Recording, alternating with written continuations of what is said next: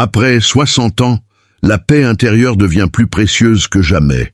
Mais saviez-vous que certaines personnes autour de vous peuvent, malgré elles, vous priver de cette sérénité?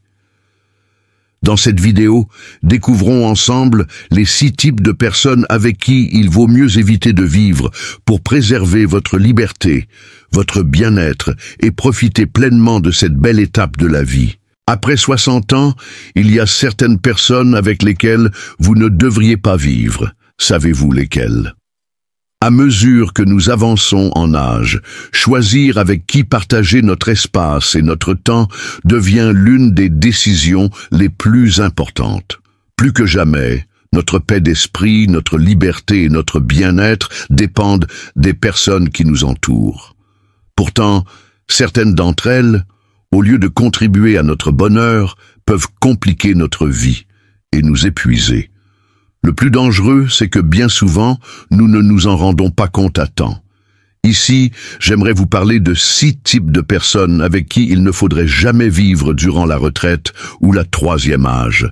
Peu importe l'affection ou les justifications, permettre à ces personnes d'occuper votre vie pourrait vous priver de la possibilité de profiter pleinement de cette étape dans la sérénité et le bonheur.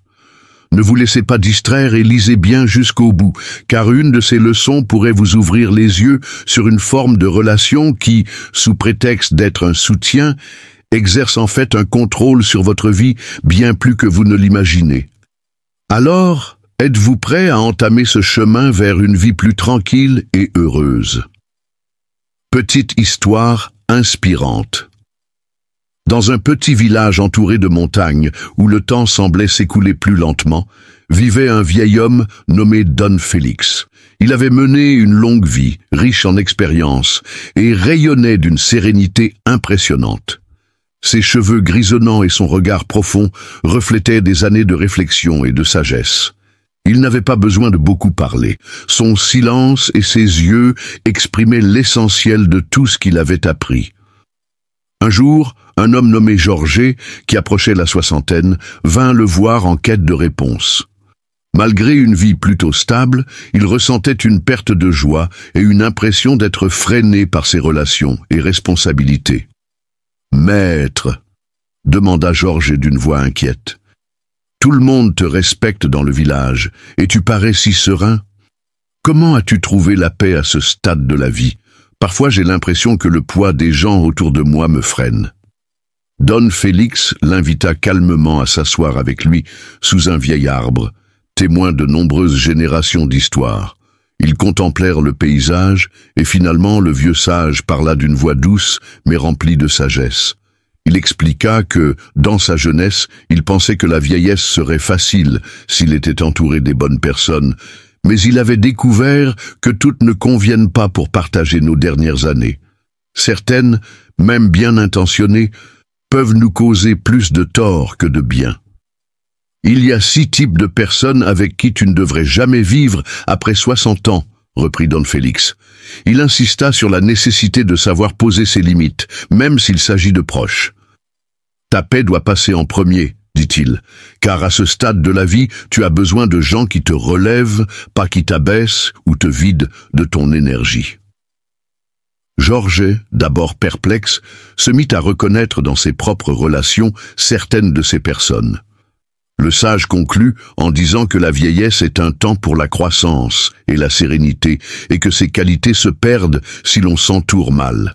La paix, mon cher Georges, se trouve quand on choisit de s'entourer de ceux qui nous aident à grandir, plutôt que de ceux qui nous affaiblissent. Souviens-toi que toutes les relations ne sont pas faites pour durer éternellement. Premier, ceux qui éteignent vos rêves en vous rappelant sans cesse votre âge. Imaginez, vous partagez avec enthousiasme un nouveau projet ou un rêve qui vous motive. Cela peut être voyager, apprendre une nouvelle langue, lancer un commerce ou écrire un livre. Puis une personne, sous couvert de bienveillance, vous lance « À ton âge, tu n'as plus l'énergie de faire ça » ou « Laisse ça aux jeunes ». D'un coup, votre inspiration est douchée et on vous fait croire que le temps vous a dépassé. Ce type de personne, consciemment ou non, devient le bourreau de vos aspirations. Or, l'âge n'est pas un frein mais une force. Avec le temps, vous avez acquis expérience et connaissances qui vous donnent un avantage unique pour entreprendre ce que vous désirez. Vos rêves n'ont pas de date de péremption. 2. Les partenaires qui vous volent la paix par leurs exigences égoïstes. Après des décennies d'efforts, vous recherchez la tranquillité. Or, il se peut que votre relation amoureuse actuelle devienne une source d'épuisement constant, avec des exigences et des réclamations incessantes. Au lieu d'être un havre de paix, c'est un champ de bataille. Dans la vieillesse, l'amour devrait être un refuge mutuel, non un sacrifice perpétuel. Si vous vous sentez épuisé ou sous pression pour satisfaire sans cesse l'autre, c'est peut-être davantage de la dépendance que de l'amour. La soif de paix et de liberté est légitime, et personne ne devrait vous en priver. 3. Les enfants adultes qui restent dépendants. Avoir élevé ses enfants est une merveilleuse réussite, mais quand ils demeurent dépendants de vous, émotionnellement, financièrement ou même physiquement, bien au-delà de l'âge adulte, cela peut devenir un fardeau. Au lieu de jouir de votre indépendance, vous vous retrouvez coincé à gérer encore leur vie. Ne culpabilisez pas. En fixant des limites, vous les aidez à devenir autonomes et vous préservez votre bien-être. L'amour parental ne signifie pas tout faire à leur place, surtout si cela vous empêche de vivre cette étape de la vie avec la liberté que vous méritez. 4. Les personnes négatives et plaintives. Nous connaissons tous quelqu'un qui a toujours une plainte ou une critique à formuler, peu importe la situation. Une telle attitude est contagieuse. À ce stade de la vie, vous avez droit à un environnement calme et positif. Si vous vivez quotidiennement avec une personne qui se plaint en permanence, cela peut miner votre morale, votre énergie et votre sérénité. Il est primordial de protéger votre paix en limitant la place de cette négativité. Les vampires émotionnels. Ces personnes aspirent toute votre énergie par leurs demandes constantes de soutien, leurs crises et leurs préoccupations interminables. Vous vous sentez responsable de tout résoudre, et votre paix intérieure en pâtit. Le principe du stoïcisme peut aider. Vous ne contrôlez pas l'état émotionnel des autres, mais vous pouvez contrôler votre réaction. Apprenez à fixer des limites fermes et à vous préserver. À ce stade de la vie, protéger son énergie est un acte de bienveillance envers soi-même. 6. Les aidants qui contrôlent votre vie. Souvent, sous prétexte de vous aider ou de s'occuper de vous, des proches commencent à prendre toutes les décisions à votre place. Ils vous privent peu à peu de votre autonomie. À l'âge de la retraite, bien que vous puissiez accueillir volontiers un soutien, vous restez capable de décider pour vous-même. Les intentions sont peut-être bonnes, mais l'effet peut être étouffant.